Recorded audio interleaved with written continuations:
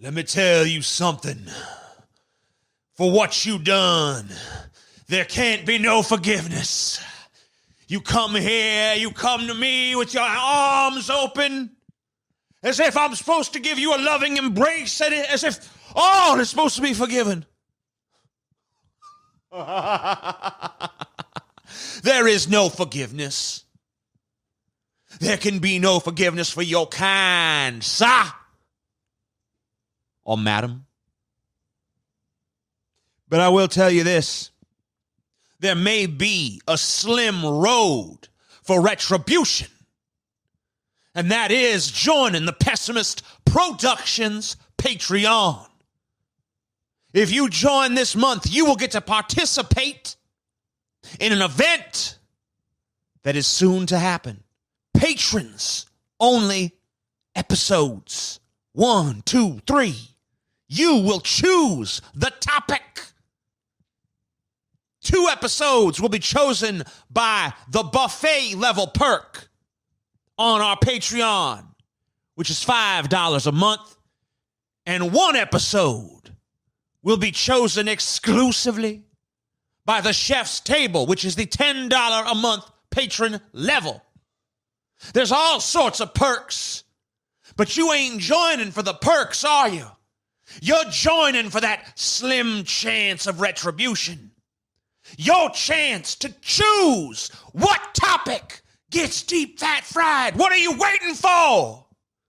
This may be, no, this is your only hope for salvation. Hey, everybody, it's a little flash fried news brief or whatever the fuck. Hold on. We need that.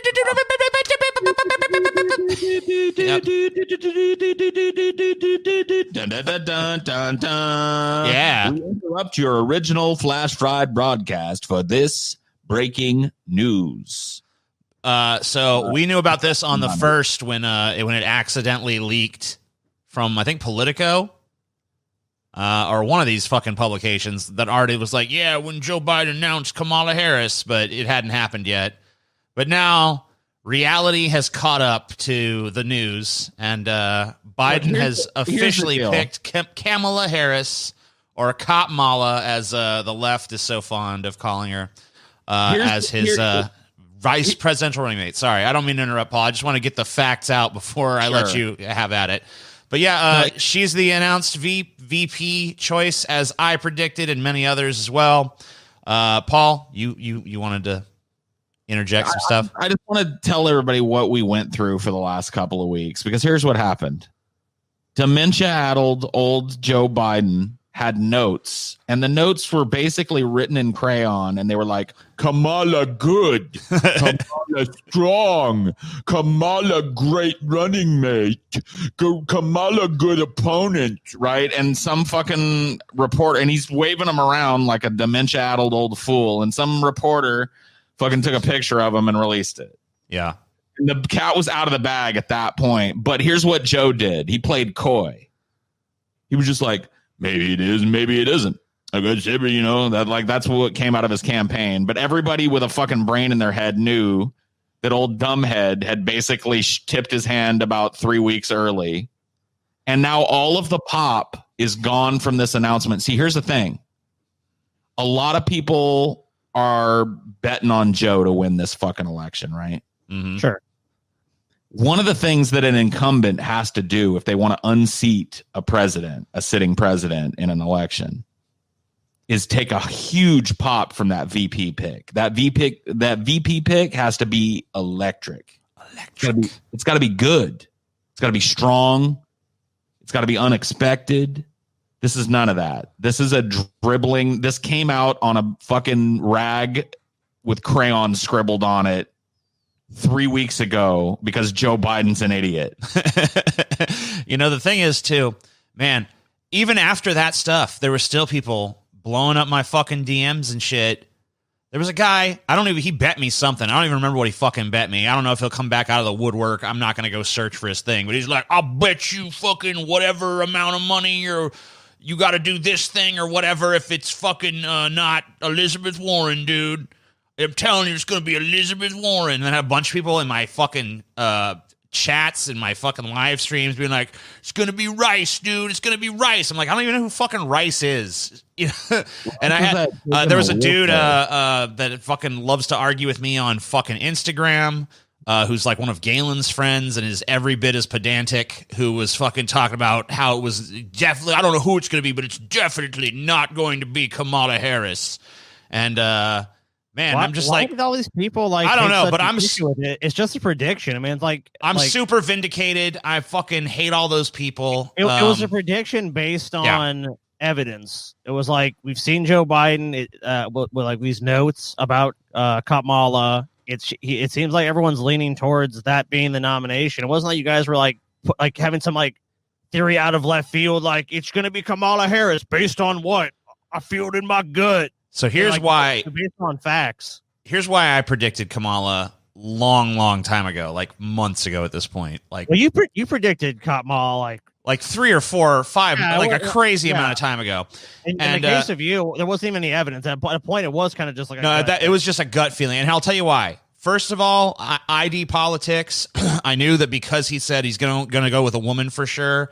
I knew when all this fucking like race shit started happening, it's definitely gonna be a fucking black woman, and that was before even George Floyd. But I knew it was gonna have to be a black woman.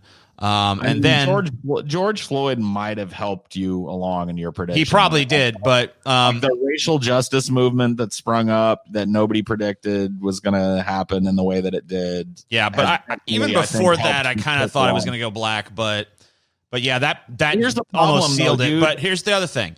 Here's the main reason I thought it was going to be Kamala. That goes beyond even the ID politics shit. She's so fucking malleable. And I recognize that about her from watching her in the presidential camp. Elizabeth Warren is not anywhere near as malleable as Kamala Harris. Elizabeth Warren, she's got a little bit. Oh, Klobuchar, yeah, but she's hideous. Was way more malleable. But she's white. So. She's hideous, and no one wants her. She's a demon from the fucking plus seventh for the rung racial of hell. justice shit, there's no way. I mean, here's the thing: like a lot of the racial justice movement doesn't buy Copmala's. Oh my God, no, because she's a cop. They don't like her.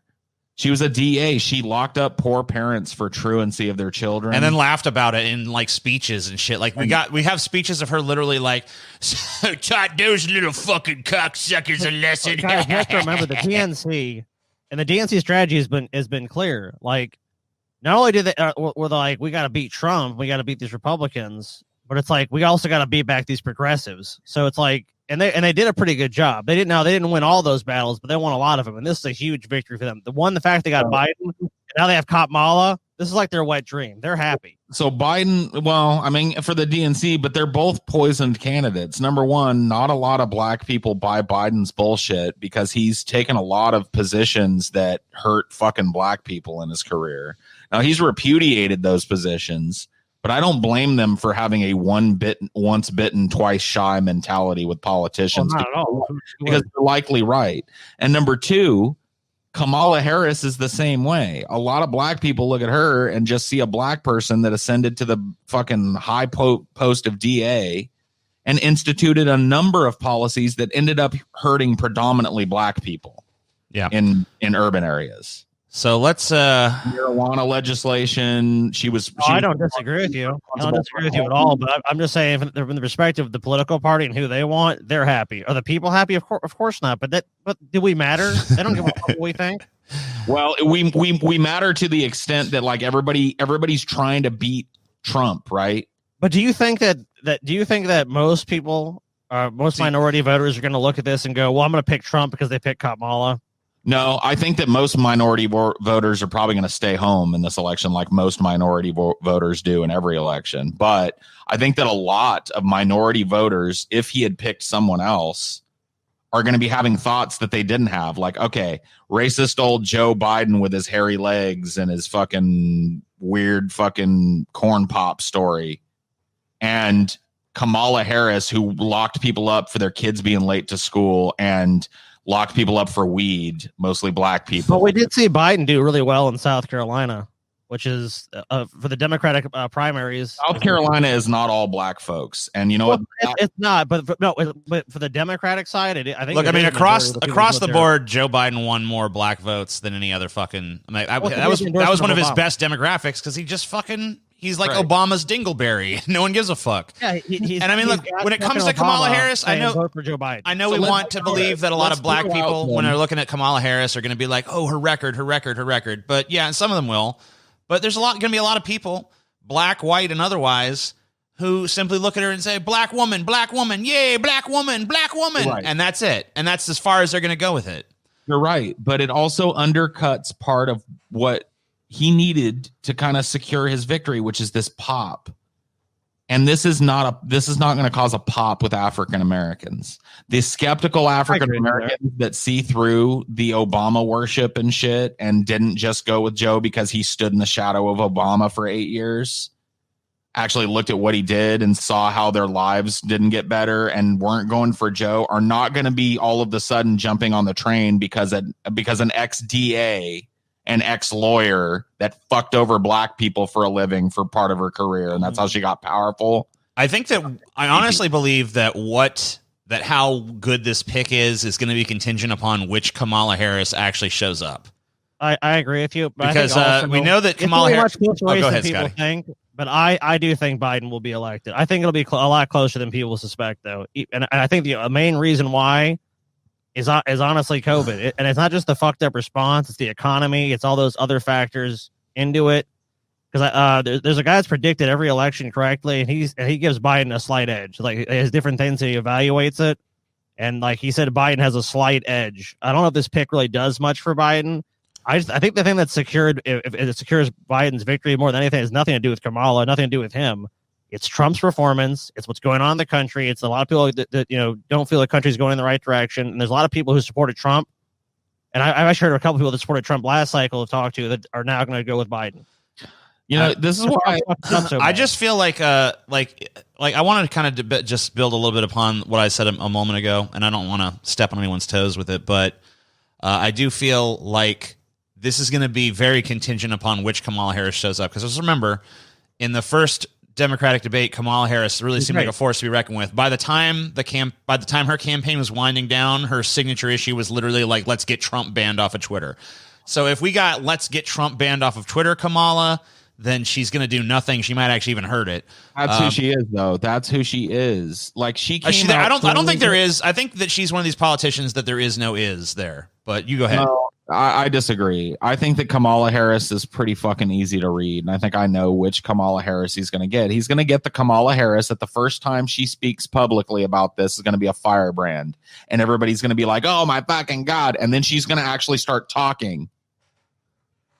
And some of this cancel Trump shit and some of the Copmala shit is going to come out. And she's going to end up being a turd stain on this fucking campaign that ends up getting hidden by the end. Guaranteed. That's what they're getting. That's exactly how her campaign went. She started with great energy, and all she needed to do was just maintain that great energy and that defiance. And she went too far with it. She went cringe with it. She was like, "Let's start a hashtag," and everybody went boo, and she was gone. Let's ban Trump from Twitter. It's like, come on. Well, let's remember too. You guys think back. Biden is already guilty of this. His platform is, "We have to defeat Donald Trump."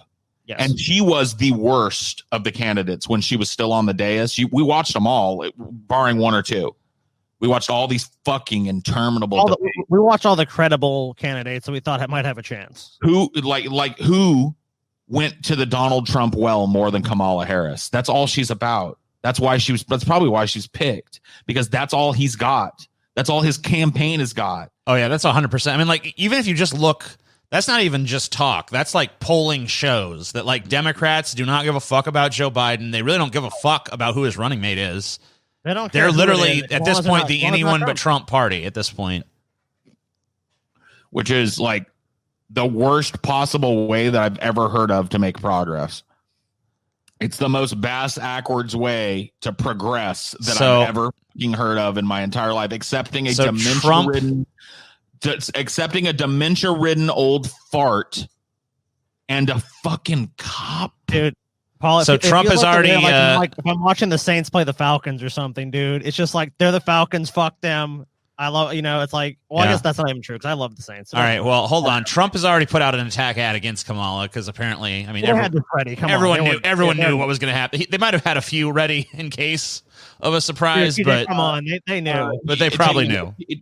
I would say they might have had a few ready. This was probably put together hastily, though. But I would say they might have had a few ready if, say, like Joe Biden had shown in crayon that he was going to pick Kamala 3 weeks ago or something. Kamala, my choice. Yeah, here we go. Let's take a look at this and see what the initial attack is here. Kamala Harris ran for president by rushing to the radical left, embracing Bernie's plan for socialized medicine, calling for trillions in new taxes, attacking Joe Biden for racist policies. Voters rejected Harris. They smartly spotted a phony. But not Joe Biden. He's not that smart. Biden calls himself a transition candidate. He is handing over the reins to Kamala while they jointly embrace the radical left. Slow Joe and phony Kamala. Perfect together. Slow Joe and phony Kamala. Dude, I love the part where they have Bernie, like, and Bernie and AOC in the background, like, all of our dark leftist agenda shall be enacted. They missed one. Where's Karl Marx? Yeah, dude, Karl Marx is behind Bernie and AOC. Where's Stalin? Oh, good. Yes, in Soviet Russia. Yeah, it's fucking great. Dude, phony on the church next. Come on, dude. Slow Joe. I like Slow Joe better than any of the other ones he's tried out for Joe. Slow Joe. They need something better for Kamala, but it's early. Like their first salvo was, phony Kamala. I think like corny Kamala or something. Crusty Kamala. And voters rejected her. Voters rejected Kamala the fraud. It's a good political ad. It's going to whip up his base and make some point. Decent. Look, I think it's actually a pretty decent ad coming out of the Trump administration, but I just don't know with everything going on in the world if it's going to convince anybody. Like, it's basically just. I think really. I think the part where it falls apart is where are we at as a country when voting really starts happening. What really falls Trump ain't going to win. What really falls apart for me with that ad and pretty much the entire like line of attack that's happening. And I don't know, maybe it'll probably resonate with Republicans and stuff, but for me, it just it falls totally flat. This like Joe Biden, Kamala Harris, puppets of the left, puppets of the Bernie Sanders agenda. It's like, man, Trump is trying to run a campaign against Bernie Sanders, even though Bernie Sanders did not get the nomination, and it's really bizarre. Republican strategists have even admitted that. That's well known. Like, they were honestly like Bernie was their ideal because they could just hit him on socialism. They're just gonna be like, he's a communist socialist. It seems like they're just doing it anyway. Bernie took his honeymoon in Moscow. They literally could have shown Bernie with Stalin and be like, look, one and the same. Bernie, Stalin, Sanders. That's why you see all this shit with Joe Biden is like, Joe Biden pretty much is like that. It's like, Joe Biden ain't nothing like that. You lying motherfucker. Joe. Come on now. Joe Biden, the guy that says, I'm the one that tried to do it 4 times. Cut Social Security, cut Medicare, cut everything. Cut it that all. Guy's a socialist. Cut it. Yeah, cut all these socialist programs. Cut them. Because, guys, remember all the speeches Bernie made? Look, in my view, we must cut Medicare. We must cut Medicaid. That never happened. That's not. No one that had those beliefs would argue for those positions. So I don't know if there's any more meat on this bone at the moment. That's something to do with Obama too. If you guys want to, you guys remember that Obama was a communist socialist. Absolutely, of course they all are. So I don't know if you guys want to have any sort of concluding statements on this. I feel like I said what I needed to say about it.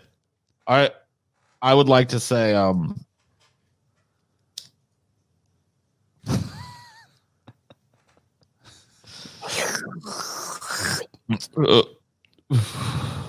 know what I mean? Yep.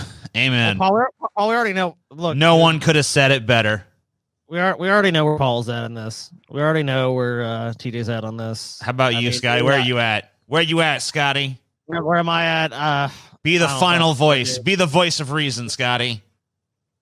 The voice of reason. Yeah, do it. Well, I already told you, and I've maintained this position since I fucking came up with it, dude. I am officially part of the apathy party. So whatever happens, happens.